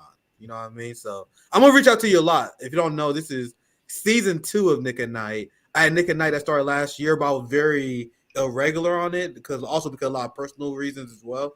But season 2, we're Tuesday night, Thursday night, Saturday noon. Definitely gonna be bothering you a lot, brother. I want to see you featured on the show a lot. I'll bring in the crew together. I'm bringing the crew together, and at Tuesday and Thursday night, we are going to be spitting fire. We're getting banger after banger after banger after banger. Man, we just had Midwestern Marks on. We had Asal Rod on. We had Keaton from Due Distance on. We having banger after banger after banger start this year. You guys are gonna see a lot of Q. You gotta see my boy Ron. Hit Rome up like, man, Rome, I need to see you as a nigga night. I mean, you gotta know I calling in favors for everybody on this show. You're gonna go see you guys saw Nico, you guys saw Misty earlier this week. So yeah, shout out to Nico, shout out to Misty. Yeah, shout out to my boy Midwestern Marks. Hey, bro, you know, like go for that Olympic gold, man. You know, I hope man, you guys Eddie's a beast. Yeah, Eddie's a beast. But you guys are gonna see a lot of Q. I'm gonna definitely be bothering you to come on our show a lot. So any last words that you have from Q? Any last thoughts? Any shout outs before we wrap up? You know, all power to the Palestinian resistance, and more specifically, Pampers. The Pamper soldiers and IDF. Ron, what you get into? How can people help you organizing? Man, go ahead, bro. If y'all out of Michigan, come and help me out. Come help me out with the library. Oh, and I had talked to this lady, because y'all know I'm opening up a thrift store pretty soon, and I just found a building. But a lot of people say that, you know, I take a lot of stuff upon myself, so I had looked for a partner, and we might be opening up the thrift store probably sooner than the library. I'm going to have some updates on that pretty soon. And I don't have any links up right now, but if you want to donate to the library, go on my Twitter page, Unholy Rome, the E's of 3, just like on here, and you can find the links there. You can donate whatever you can, $5, $10, $15,000. Oh, plan that'd be nice. Yeah, that would be nice. But that's all I need right now is laborers and, you know, people who can donate financially right now. But I have more updates on that thrift store, and I got my land back for the garden. Yeah. So make sure you guys check out Rome. Once again, I think he's one of the most important leaders that we have in this country. I know that's a big statement, but there are not many people who motivate people to get into mutual aid and do activism and do more for the community in Rome. He's the reason and the motivation behind the chapters. Like, Rome played a big part of what got me into activism. So, and I always will thank him for that. So make sure you guys support him any way you guys can. You guys will see Q. Actually, super chats. Sorry, I almost forgot. We only have few. So let me read super chats and then we can quickly wrap up. I almost forgot. You guys would have been pissed. So let me read those and then we wrap up.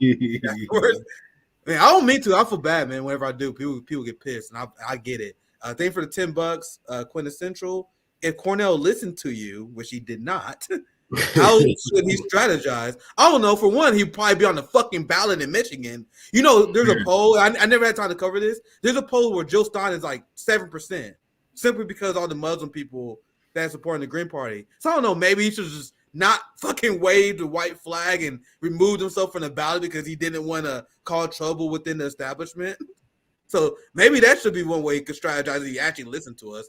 But he didn't. I know it's like it's easy to say, well, these people, they've been around for a while, they know how to the ins and outs of these, but those are some of the people that you need to stay far away from. Excuse me, especially from a man like Peter.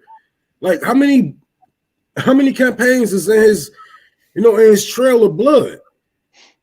Like, come on now. So we got nothing but love for Dr. Cornel West, and I know a lot of people like to get our words twisted, like to get our criticism twisted for hate or us just banishing him off. Like, no, we love the man, but ain't nobody perfect. I won't expect him to have the perfect campaign, but goddamn, listen to the younger generations, man, because like even the God, man.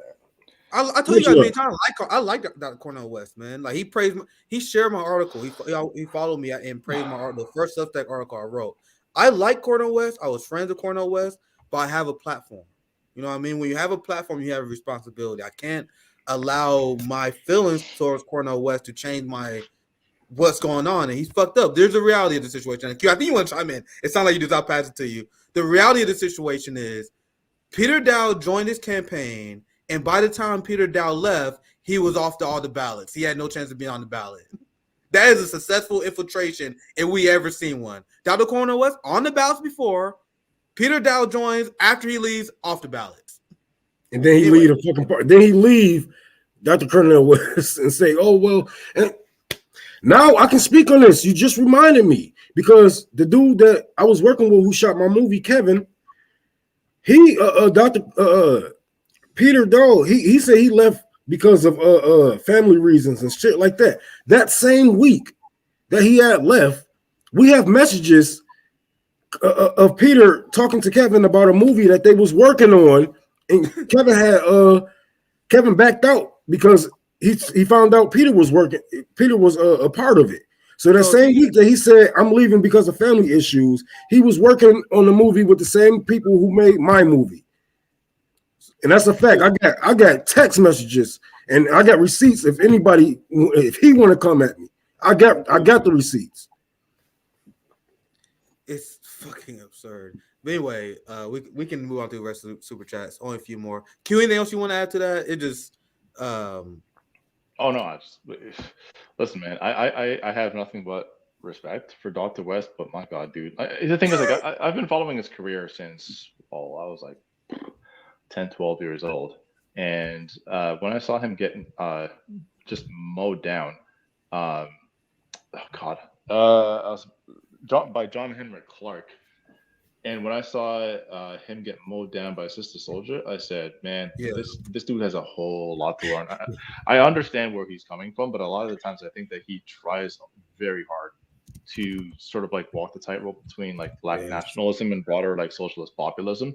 And it's like, bro, like people are really only going to appreciate you on one side of that line. Like you just got to come on over. Just come on over here. Join us with the black nationalists, please. Yeah. That's what Nick was like, why is you trying to because they was cussing his ass out anyway. Nick was like, why are you even trying to make these motherfuckers happy? They're gonna hate you no matter what. Yeah, anyway, yeah. You might as well go full like towards I really highly recommend people go and look up the conversation between him and John Henrik Clark. It's pretty illuminating. Oh, I haven't seen that. I've seen the Sister Soldier one, but I don't know if I've seen that one. Yeah. One more thing, how you know that Peter Dow was an op that destroyed Cornel West's campaign, and Cornel West's wife is not happy for saying this, but it's the reality.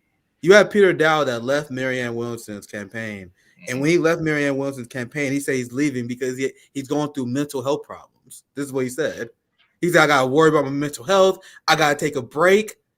And then that break lasted a few weeks. So you got mental health problems. You say you burned out, you need a break until Dr. Cornel West asked you for a job. And then when he left the campaign, he said, well, I got personal issues. I'm going through stuff again. Anyway, what a successful infiltration. I can't believe Dr. Cornel West let that happen. And to be clear, this is my assessment after everything that happened. We had Dr. Cornel West on a few times. he tried to turn RBN into a media arm of his. Like he thought that we was like apologize for him no matter what because he came on our show a few times. And then when that didn't happen, they was disappointed because they didn't realize we wasn't access journalists. Remember Rome? He came on our show a few times to butter us up. And then he proceeded to do the exact opposite of everything we told him. And he thought we was going to let him get away with it. Absolutely not. Let's move on because we really do got to wrap up. Just a few more super chats. I see 4 for Sam, so I'm read all of them together. I appreciate the super chat, Sam. Q, you are great. You taught me a ton of stuff on Twitter. We have 3 more for Sam, so I'm gonna read all of them together. So that's Sam giving Q some love. Yes, it is important. CNN never shows this dissent. I think this is when Saba was asking about how important her viral. I can tell based on the timing. Another one for Sam. Stop saying genocide equal hating U.S. and saying hating country. America. Yeah. Yeah. Okay. That's what we said. One more for Sam. Speaking of fallout, Biden looked like a feral ghoul. No, I mean, no. He looks like He looks like Alistair Tenpenny. Going for the deep fallout references, yeah. But anyway, thank you guys. I got to wrap up here because we already went a little bit long, but I want to make sure I get the super chat. So once again, thank you guys for joining us. I'll be live on Thursday. I'm having Just a Thought on for the first time. She's a great Twitter account, so Just a Thought's join us. Have someone else. I'm having another RBN roundtable on Thursday. Who else fucking join us? Fucking forgot. But anyway, we got a banger on Thursday. I'll take Saturday off. I had one last question to ask you, bro. Yeah, go ahead. Dricus Duplessis. I just feel about that, man. So he won Izzy's fall off has been the worst I think I've ever seen in mixed martial arts. So wait, say that again. You cut. Izzy Adesanya, Stylebender, I think has had the worst fall off I've ever seen. Sorry, bro. Yeah. So this is what I would say. Adesanya, and I looked at the numbers. I'm gonna be positive here because I remember a lot of people that said that Idris Adesanya was like the next Anderson Silva. I was like, bite your tongue. But you guys realize that Anderson Silva went undefeated for 9 years, had 11 titles. There are levels to the shit. You talking about GOAT levels? You got GSP, you got Anderson Silva. Anderson Silva is the guy who probably inspired me the most. Like I loved his reign. If you didn't see Anderson Silva at his prime, you missed the fucking GOAT. Like this guy was amazing. And people was all time. Yeah, people was comparing Izzy to him. I'm like, whoa. You got tripping. But with that said, Izzy is no Anderson. He's no GOAT. But at the end of the day, I still think Izzy had a decent run. Think about it. He had 5 a good run. He had 11 main events. Not many fighters can say that. He's not a GOAT. Because a lot of people thought he was going to be a GOAT. But I think he had a good run for what he did. 11 main events, 5 title defenses, very unique style. But Duplessis, we see with him. Here's the thing about that. Here's the thing that blows me is that like Duplessis talked shit to him for a smooth year about who was the real African. I saw that. They didn't actually fight. Fucking Strickland took the belt off from around his waist, and then Duplessis beat Strickland's ass, and now he's holding the belt. He has the belt now. They didn't even fight, and he got to talk all that shit to Izzy unanswered. That's crazy. Yeah, because that when Duplessis was saying that he's gonna be a true African champ. Because Izzy from I follow that. And now the UFC is gonna be in South Africa. That is nuts, bro. That is absolutely nuts. Yeah. If you guys don't know, bro, American fighters are done, man. Like I've been watching this sport for a while. We're doing some extra credit now, so fuck it. So like wrestlers used to dominate this sport. This is like during the Matt Hughes era. You had the Sprawl and Brawl era where Americans was very dominant. Those days are over. Like when you look at the top fighters, wrestlers they're African and they're Muslim. Karate fighters. Russian. Yep. Yeah. But the thing with Izzy is too much swag can hurt you, bro. Too much charisma can hurt you because when it's all eyes on you, and when you fall, you fall. You know what I'm saying? Like you can't even fall a little bit, bro. Because when you lost his first fight, motherfuckers like, oh yeah, fuck this nigga, right? Because he was so like I even got into watching the shit because the nigga was so charisma, like damn, this nigga swagged out, right? And he's entertaining, he's into anime, he's like he like me, if you know he can fight better. Hopefully. But you know, he was swagged out. I mean, he got eyes on him, but what when you all time like that, it is hard to fall, to even trip with all eyes on you. People gonna beg. So I don't know.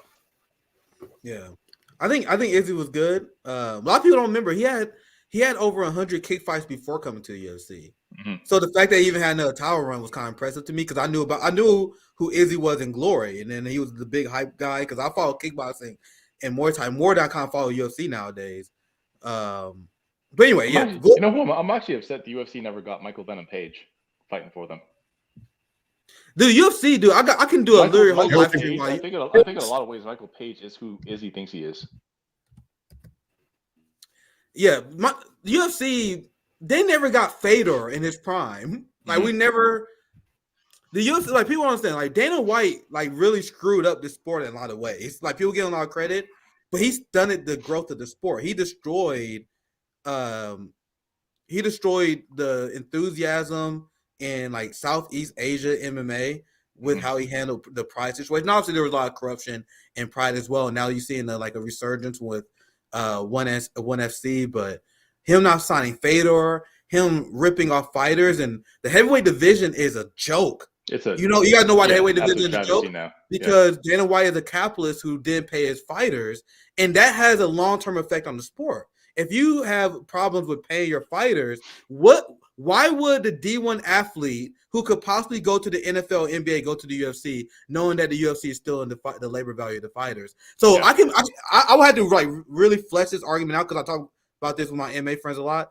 Dana White literally hampered the development of this sport. He bottlenecked the sport. I know. Yeah, because we will have way more talent coming in if. Now you got to talk like, why would I go to UFC? I'm going to WWE. You know who else? Did pro wrestlers. Rome watch pro wrestling on top. You got all these top athletes. They go to pro wrestling now. They do WWE now instead of MMA because they're like, what's the fucking point? I'm gonna get CTE, get my ass beat to get 6,000 to show up. Then you got to pay your coach. Right. But anyway, I think you guys we got to get out here. But any last thoughts? We got to do an MMA show one day. We got to do a combat show one day. Yeah, we got one day. We can go on this on day. Maybe after Dude, I can take this all the way back to UFC 1. Right? Oh yeah, I'm a combat sport historian. I'm a boxing historian. Yeah. I was obsessed because my dad was a Golden Glove boxer. My dad won regional Golden Glove 3 times. I didn't know that. Okay. Yeah, he trained with Larry Holmes, the former heavyweight champion. So he taught me. I know everything about boxing from like the 60s and 70s. I'm obsessed with kickboxing glory history. So one day we gotta do this. I'm mostly focused on MMA and not MMA. I'm mostly focused on politics. I know you guys don't want to hear me talk about that shit, but we gotta do one of those shows one day. I got some heat for Dana White. I also have heat for Rogan. I explained before. I was just gonna say Rogan's also the other side of that because unfortunately he can't be objective. He cannot be objective in his commentary, right? Like he'll give respect to fighters that fought in Pride. He'll even occasionally talk about like ONE FC fighters, etc., Strikeforce. But like, unfortunately, the American audience for MMA oftentimes gets filtered through Joe Rogan's show, and so there's really only one option for American audiences, and that's UFC. And UFC is basically like the massive bottleneck for the sport. Yeah, I explained this before on one of my shows how the Nike deal literally fucked our sport up. Like not the Nike deal, but the Reebok deal. Reebok, yeah. Remember how Joe Rogan and the Reebok deal screw fighters because the UFC pay was already low. The only way fighters would make money was by advertisements. So then the UFC came and got the Reebok deal, made a ton of money, and then they stole the advertisement from fighters, and then they paid the fighters pennies on their Reebok sales that they make. So essentially what the Dana and UFC did was steal the labor value of the fighter. They stole their advertisements. They stole their ability to individually market. But you know who loved the Reebok deal, though? And used to go in front of his audience of millions of people and tell them how great the Reebok deal was? Joe Rogan. Yeah. Joe Rogan used to do PR for the UFC all the time. Like, the fighters would be getting screwed over and it's fucked up because Rogan used to have these fighters on the show and they were friends. Like Rogan had like Don Cerrone, you had these fighters who are friends on. Rogan the millionaire watching these fighters struggling. These fighters these fighters would be on this show talking about, man, nigga, I got another job, bro. I can barely feed myself. Like I've seen so many of these Rogan podcasts where these fighters come on to explain how much they're struggling. And then Rogan would come on the next day and then talk about how good the Reebok deal is. after these fires come on. So that was his job. But anyway, we gotta do one of these shows. We gotta do one of these shows about fighting one day because we can go all day. But anyway, QFNMN, make sure you check him out on Twitter. I'm gonna do an abrupt end because we already longer than we planned. So this is gonna be pretty abrupt. I'll see you guys on Thursday. Have a good one. Peace.